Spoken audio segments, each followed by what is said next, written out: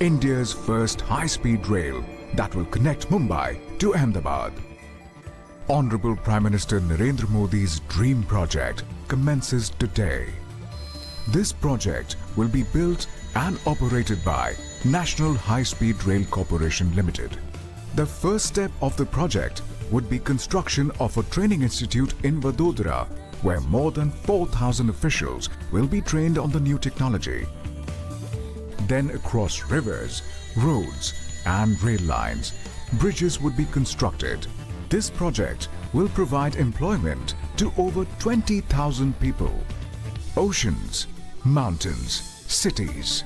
This rail track will cross all hurdles and surge ahead, boosting development and economic activity for more than 50 million citizens. Built with Japanese technology, this rail will be incomparable.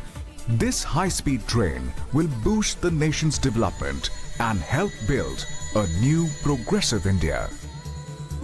The historic Sabarmati station, which is the starting point of this project, will be renovated. This train that runs at 320 kilometers per hour will be tested according to international norms. The travel time between Mumbai terminal and Ahmedabad will reduce from 8 hours to just 2 hours. 150 million passengers will benefit yearly, and India will join the elite list of nations successfully using high-speed rail. Thereby, this glorious journey from promise to prosperity will be completed.